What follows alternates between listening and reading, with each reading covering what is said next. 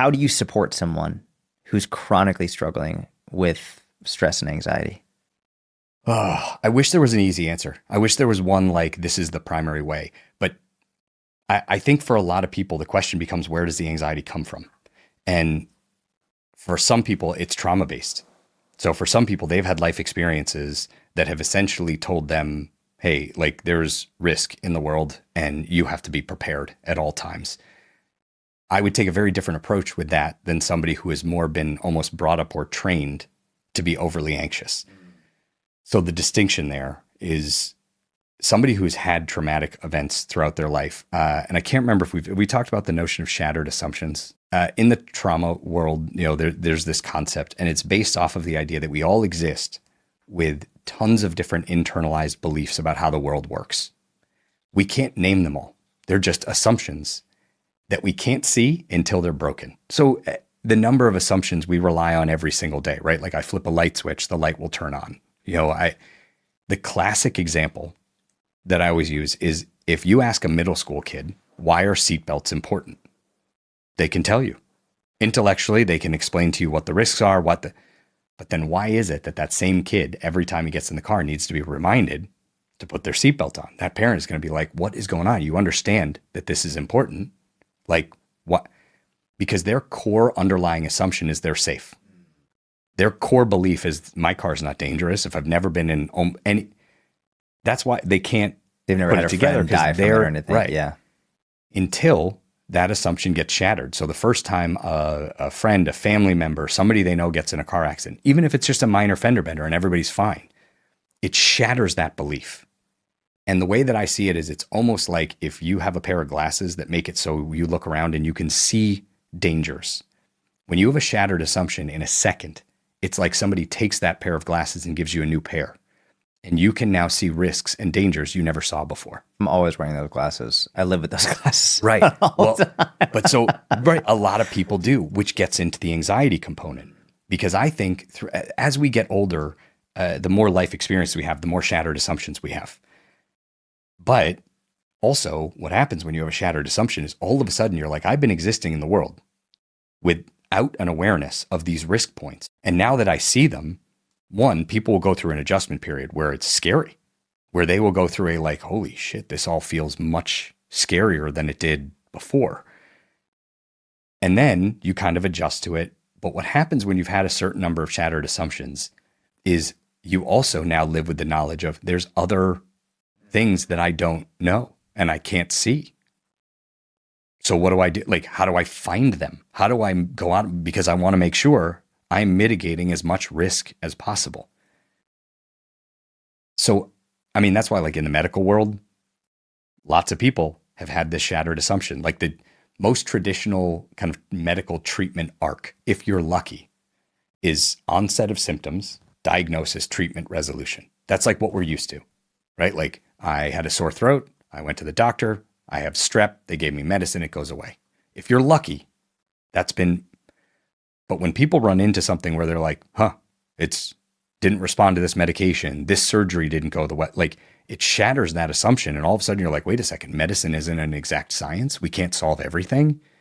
And now all of a sudden that person is going to be like, well, I need second opinions. And I'm not just going to take a medication because the doctor told me to, which might be healthy. But when people kind of say ignorance is bliss, yeah, when you can walk through the life being like, if you're lucky and you don't have many shattered assumptions ever, then you won't have lived with some of that stress. So if I work with somebody who has some anxiety that is based off of life experience, I'm going to treat it very differently. Because for those people, when they start to like what people will describe as anxiety is really looking for and thinking through potential future problems, things that could go wrong and planning for them. For somebody who's had some trauma in their history, I'm not going to be like, right, we need to work on identifying that you are fixated too much on the what could go wrong, because they're based on real, they're not just making up bad scenarios. It's based off of real life experience. So how we have to address that is relearning okay, well, how do you balance the increasing or changing your own behavior or your own environment with also how do I live with some of this knowledge and awareness without it being all consuming? For other people, it could be how they were raised, constantly to see and look for what's wrong, what's like, it's often referred to as a negativity bias. It's that notion of if you grow up in a household where people are always saying like, Thanksgiving table looks good, but is this quite right? Is that quite right? Couldn't it be better? What about this? What about that? Like, if it's a learned pattern, I would treat it slightly differently. But the way that I often talk about it is like if you imagine you have like a character in your brain. Like if we all have like if you imagine little versions of you wearing like sports jerseys, and there's kind of like a intellectual character, and there's a worry character, and there's an unfiltered character. Unfiltered and anxiety, these two characters get themselves in trouble. It's the unfiltered character that just says stuff out loud, the things everybody in the brain is thinking and nobody says, right? So in the diet and exercise, right? It's the unfiltered part of the brain. If you decide you want to start a diet and you go into work and there's a bowl of Hershey's Kisses, the unfiltered character is the one that goes, ooh, candy. That's it. If the intellect part of the brain goes, hey, you can't eat that. Oh, okay, we now have internal conflict. So what ends up happening is like part of the brain is going to go, like this unfiltered character is going to, what are you talking about? Like, of course we can have it. Like I'm an adult, I have arms, like, and it's clearly for everyone. If the intellect can't shift to be like, of course we could, we're trying to not. And there's that, well, then eventually the brain goes, I'm just going to prove it. And now you eat 3 or 4 Hershey's Kisses, right? That's when guilt, shame walks in the room and goes, what are we doing? We don't even like Hershey's Kisses. Like if we're going to waste calories, why wouldn't we? And everybody's like, oh, right. It's learning to teach that intellect character to say, of course we can have it. But that's not the choice we're making. Or if we're going to, like let's at least eat the thing we like the most. Like that helps everybody get there.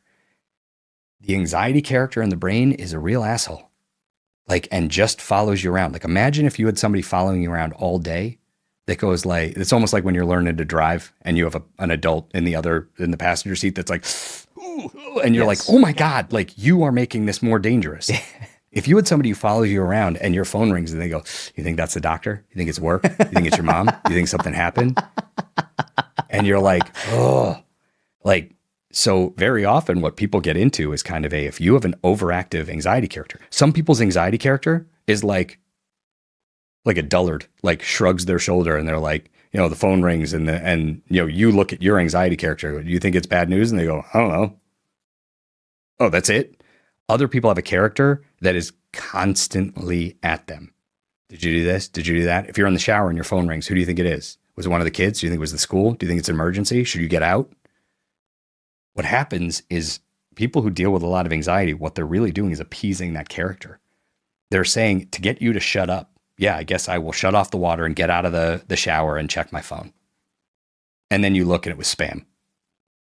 People want to turn to their anxiety character and be like, see, you will never win an argument with your anxiety character. Never.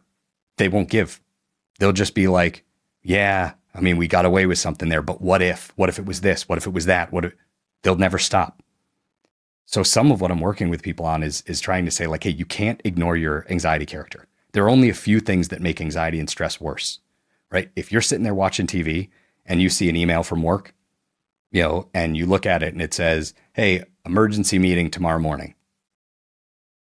If your anxiety character is like, oh shit, what do you think it is? Do you think we're in trouble? Do you think this happened? Do you think that happened? If you try and ignore it and be like, I'm not going to go there, what are they going to do? They're going to get louder, more in your face, more. Oh, you do think it's a problem. Oh my God, you think it's a bit. They're going to get themselves all worked up. Ignoring it doesn't work. The flip side of it, which is either perseverating or ruminating, right, is nonstop conversation, right? Like I think of perseveration as when you're arguing with that and you're like, no, it could be that. Like rumination is when they're your best friend and they're like, well, do you think this could be it? Yeah, I thought about that. What do you think about this? Oh, and now you're just running through endless scenarios. All you can really do, if that's your life, if that's what you've been trained to do essentially, is you have to validate the core emotion. You have to validate the worry. Yeah, I'm worried about it. That's a weird email. Then you stop talking to that character. They're going to bring up a million other things. And it's basically learning to be like, hey, I can't ignore them, but I have to repeat it. Yeah, of course I'm a little worried about it. What do you think it's about? Not sure. Don't go down that like over time. If you can learn to do this, which is very uncomfortable, what happens is your anxiety character learns to get a little bit less verbal. So you get that same email, and it's almost like the second you get an email, it's like your doorbell rings and it's like, oh shit, anxiety's here. And they come in and they're like, you saw that email? And you're like, I did. And they're like, you worried? I am. Like, and then you're like, I'm not going to talk about anything else. That character will be like, all right, well, I'm going to be with you all day today, right? You're like, yep. And they're like, all right, I'm going to be in the kitchen making a sandwich. Like, they'll be with you all day, but it's just learning to not engage with them. Not a wrestling match anymore. It's like, yeah, you're here. Yep. Make yourself comfortable. It's a very like martial arts style approach. Yeah. You don't want to meet force with force. If it keeps running at you, like a lot of martial arts principles are not a how do we collide and see who's stronger. It's a how do I move out of the way, use your energy to push you away until you fall down. Mm-hmm. And if you keep coming at me, I just need to keep pushing you away.